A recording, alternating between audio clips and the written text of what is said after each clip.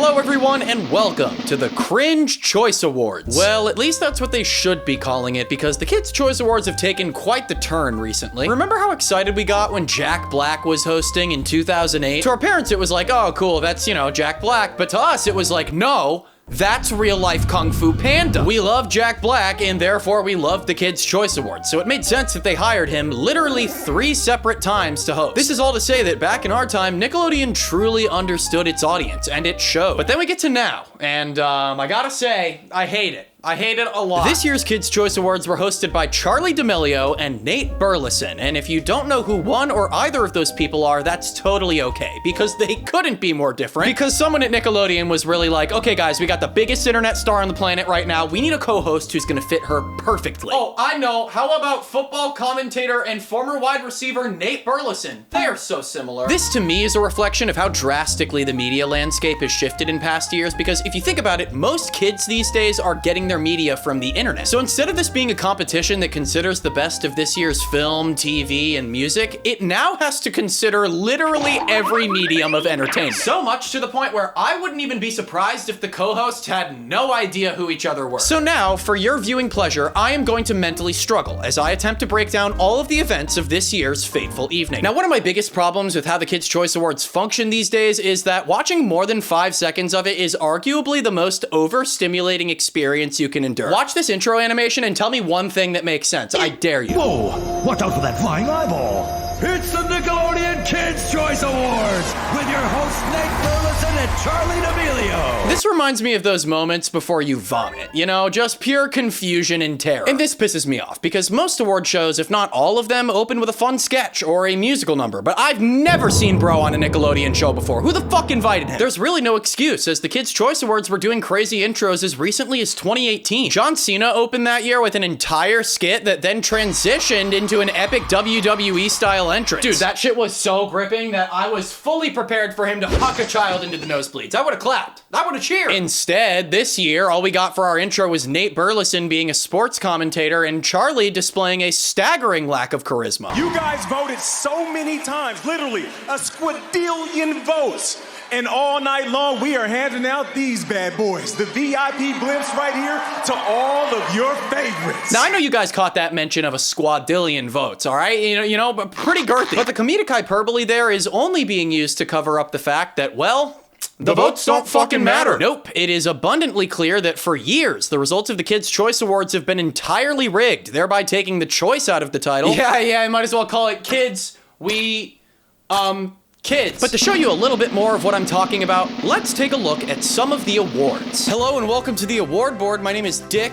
It's a family name. You're not supposed to make fun of those, so don't. Now, as I mentioned at the beginning, the Kids' Choice Awards truly have no bounds when it comes to categories. I mean, we're looking at everything from favorite kids TV show to favorite celebrity pet. Who's paying attention to that? Like, what child is sitting on their iPad right now looking for updates on Piggy Lou Bieber? In fact, who even won that category? Let's get the result here. The result. I got it. Olivia Benson Swift. Christ, what a name. Sounds like they're giving out a Nobel Peace Prize. Actually, this is completely deserved. Look at that fat fuck. But wow, yeah, I can solidly say that no one gives a shit about that. One thing that really cracks me up about these categories, though, is the nominees that were chosen. Like, look at this. The nominees for favorite family TV show were Cobra Kai, iCarly, Obi-Wan, She-Hulk, Wednesday, Young Rock, and Young Sheldon. Okay, I have many things to say about this. First of all, I knew about Young Sheldon.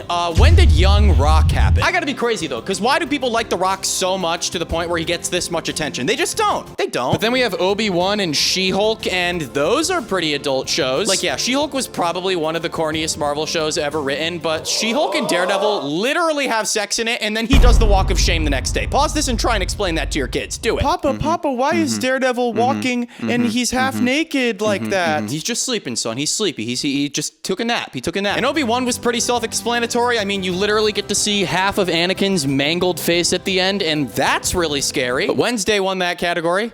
So, who cares? We'll come back to the award board in a moment, but for now, let's send it back to Andy on the home front. Thanks, you piece of shit. Guys, I wanted to take a look at one of the award winners outside of the award board because I truly think they can't be done justice without a full breakdown. The category is Favorite Male Creator, and I would read you the list of nominees. However, I don't even think you need that information to know who won. Look at those small minions cheer for their overlord. As far as I'm concerned, MrBeast descending from the heavens is the best thing to happen so far in 2023. And if there's one thing we know about MrBeast, he loves kids. Ooh. No, well, now I'm sure MrBeast is aware of his main demographic, so you'd think that he'd have a pretty grateful speech to deliver to his army. Right? That was terrifying. I'm afraid of heights, but I appreciate the award. Thank you all for coming out. Oh, okay, I guess that's it. You know what though? Who's surprised, right? If these kids aren't blind or dying, what's the point? Right, Jimmy? After all, Jimmy is merely a foot soldier in a much larger army. They may as well have done a segment where they highlighted every single dick riding reply that Jimmy left under Elon's tweets. You know, because at the end of the day, Jimmy supporting Elon Musk is like supporting the Vietnam War. Pointless. Okay, so there was this one really cringy moment in the show where Chris Pine and Michelle Rodriguez came out to promote the new Dungeons and Dragons movie. Hey, at least we did make it out, Michelle. Yeah, but when you're optimistic like that, I don't like it, because usually things go bad. But after that animation, Michelle Rodriguez forgets to read the teleprompter, which ushers in a painful amount of silence. Whew. Close call. See, this is what I'm talking about. And moments like that happen in award shows all the time, but you have to understand that the Kids' Choice Awards are heavily rehearsed and meticulously timed. So with a pre-recorded animation like this, one slip-up can cost the entire bit. And it did. I'm sorry, relax. Look, you missed us. It's smooth sailing from here. We're just gonna roll this exclusive. Whoa, hey, whoa, we were gonna get an exclusive clip. Come on. Look at this. Chris Pine tried to keep going for like a full 10 seconds and they just cut the mic. They also did a segment where they had this YouTube magician guy turn a glass of orange soda into Nickelodeon slime. Like I said, I'm Sean is magic, so the one thing I can do is magic. Are y'all ready to see some magic? Some nice little orange soda right here. And dude, I think that is the cheapest and most boring shit of all time. In fact, it's so basic that I can literally just tell you how they did the trick because I'm an asshole. See how he's holding the cup very specifically while he's showing the orange soda? All he does is put it under the sheet, flip the cup around, and the other side has slime in it. It's a two-sided cup, dude. Go fuck yourself. I mean, just think about how much money they saved by making this a segment. It's almost even. But guys, if you make something appear in a magic trick, what do? You have to make it disappear. Can't let fresh slime go to waste. Can you make it disappear? But they actually don't do that at all. Nope. They do what you do in any Kids' Choice Awards. Drench a bunch of kids in chemicals until they can't breathe. And I know I'm joking around here, but they shoot that slime out for nearly 15 seconds, and it's thick! So now the question is truly raised. Are these chemicals? Well, they're actually not, because I looked it up, so I know. In fact, it's a mixture of vanilla pudding, applesauce, oatmeal, and green food coloring, meaning your children are safe, but they're gonna smell like shit for days. Okay, I'm now getting word that we have some updates from the award board, so let's turn it back over to them. Yeah, things are getting pretty dicey over here. They put up a screen so that people can watch Fortnite to stay engaged, but it's actually just a clip of a guy playing Fortnite. It's beyond me. All right, well, just get it together, man. Sure thing. In recent years, Nickelodeon has truly pushed the boundaries in terms of not giving a single shit about the world around them. That's why the Kids' Choice Awards decided to add a category for favorite social media family. Look at all these names that no one knows. Actually, wait, hold on. The winners, Ninja Kids TV, have got some fucking explaining to do. Allow me to direct your attention to my Cocomelon video. Oh my god, you see that? You see that? Hey, Ninja Kids TV, how y'all doing with that whopping $200 of revenue, huh? I mean, y'all got a Kids' Choice Award now. Y'all are probably eating real good tonight. I guess what's most shocking to me about this is that so many kids apparently care about family channels. I've never truly understood what the demographic for those channels is, so it's really bizarre to me that this is even being looped in despite this being a family event. I mean, Roman Atwood, remember that guy? He would literally make vlogs talking about fucking his wife while his kids were standing in the room. And I don't mean that they were in the room while during the vlog. Do you understand what I'm saying? Okay, favorite video game. Nice. It's Minecraft. Look at some of the nominees though. They even tried to sneak Adopt Me in there. Isn't that like a Roblox game? That's creepy as hell. Favorite book, Harry Potter series. What the fuck are you guys even doing over there? First of all, this is a bizarre category. You guys know damn well kids don't read anymore. But regardless of that, mighty bold of you to pick the Harry Potter series over the FNAF book series. That's how you know this is rigged. I mean, what child isn't foaming at the mouth for FNAF? Also, have you heard about J.K. Rowling? Do you have Google? Favorite animated show is SpongeBob? Wow, I'm pulsing with shock. Okay, so fun fact, and I'm not even joking about this, this is SpongeBob's 20th time winning this award, and what's even crazier is that this is its 15th consecutive win. Dude, SpongeBob stopped being good in like 2011, if not earlier. That crack y'all are smoking must be very potent. No goddamn way. Look at this. In 2016, SpongeBob beat Gravity Falls, Phineas and Ferb, Steven Universe, and The Amazing World of Gumball. Are you angry yet? Oh, okay. Looks like he's really happy, so we're gonna move on here. I don't know. Let's find out who here is the greatest, the fastest, the toughest, and the strongest. Come on, let me see your best flex. Come on, let me see that. Why? Why? This is so weird. I don't know if this is out of pocket for me to say or not, but I get the sense that Charlie is really bad with kids. You know what I mean? I feel like it's really easy to tell when someone has never addressed a room full of children before, and well, right now, it's showing. Anyway, what do you think the weird muscle bit is gonna segue into?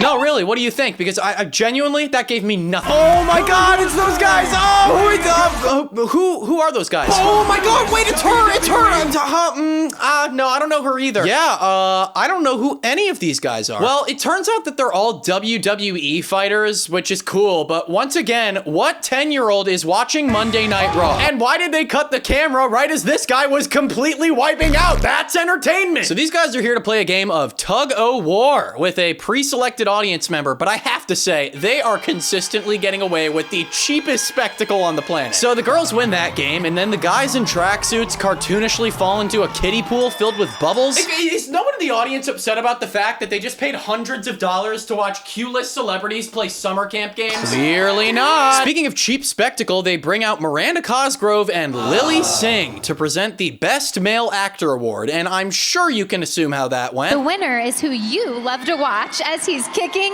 punching, dinosaur wrangling, fighter jetting, or hedgehog chasing. Sounds like my Friday night. Stop! Well, let's go ahead and see who won that award. My boy, Dwayne Johnson, Black Adam! Oh yeah, that movie was great. That was cinema. Aloha, guys. Yep, look who decided to not show up. What's even worse is that they didn't even try to hide the rigging this time. He literally holds up 2 awards and reveals that he's won both Best Male Actor and Best Male Voice Actor, completely blowing over the recognition of other nominees in that category. Not only that, but he reveals that he's in Hawaii. Aloha, guys. Which means they probably sent those awards to him weeks ago. I need to calm down. I need to calm down now a little bit. Charlie does a segment in the balcony section of the theater with the cast of the Monster High movie. God, I can't believe I just said that on a video. Are those nachos? How did you know we wanted nachos? I'm a host. I know everything.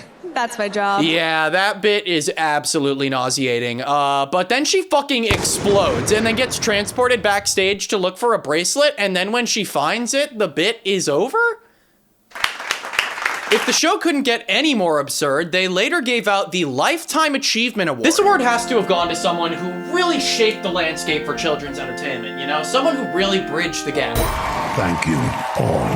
I am honored to accept this Lifetime Achievement Award on this special night. Dude, someone is drugging me. This can't be real. Now, either they're giving this award to Optimus Prime to promote the new Transformers movie, or they're giving it to him to say, sorry that you had to be in 7 Transformers movies. But this is crazy, right? They just gave a Lifetime Achievement Award to an animated character who, when you think about it, has never made a single decision for itself. Looking at the facts will show us that this is actually only the 2nd time that this award has been given out. But who could possibly be held to the same regard as Optimus Prime?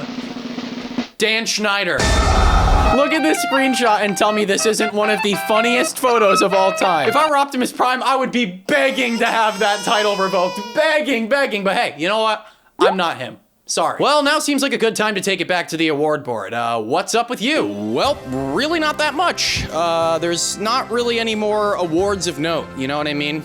Oh, hold on. Favorite male sports star was LeBron James. Wow, you could literally just pick any sports player for that one. Somehow Tom Brady snuck his way onto the list, which once again, God, is a swing and a miss. That fucker kisses his son on the mouth. Also, Patrick Mahomes is on here. Didn't he win the Super Bowl like 2 months ago? Why didn't you just pick him? Favorite music group was BTS. Shocking. Favorite male artist was Harry Styles. Kill me.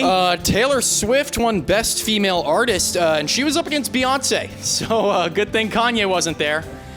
or anywhere. Oh, check this out. Favorite movie. Sonic the Hedgehog 2 took this one home, but one of the movies in this category was Top Gun Maverick. What kid was excited to watch Top Gun Maverick? Putting Sonic the Hedgehog 2 and Top Gun Maverick in the same category is crazy, but putting Top Gun Maverick and Monster High the movie in the same category is like a slug shot to the chest. And yeah, I think that just about does it for awards. Dick signing off. This sucked a lot, man. All right, Kids' Choice. Who in here knows how to get things really loud?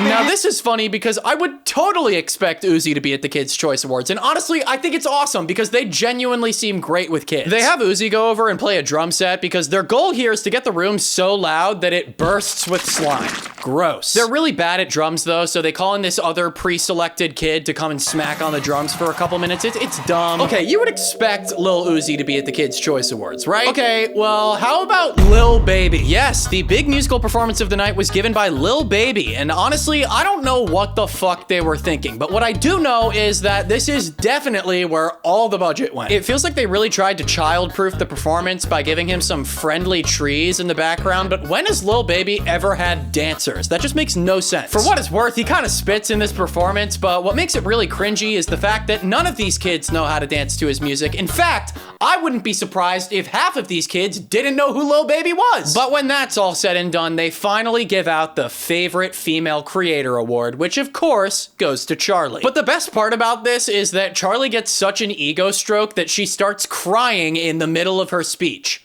at the Kids' Choice Awards. With dreams and aspirations that they want to achieve.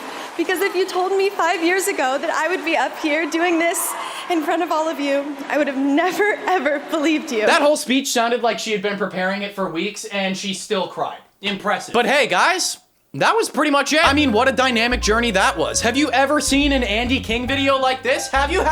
No, you probably haven't. It's because I'm awesome. And help, he can't finish his sentence. Guys, as usual, if you enjoyed this video, be sure to like, comment, and subscribe because interaction helps, okay? It helps, and it helps me be more motivated to make videos. Because I'm not lazy anymore, I also like to throw my socials up on the screen that you can follow. Follow me. Man, looking back on this and seeing where it's gotten to now, though, is really quite the treat. It's a little bittersweet, but it's a good opportunity to look back and see how not only media has changed, but also how we receive media, how we change with it. But yeah, guys, that is pretty much it. I love you, and I'm so stinky. That being said, that's all I have for you this time. But until next time... Guys, do you like it? Look, I did green and orange, because orange Nickelodeon and green slime.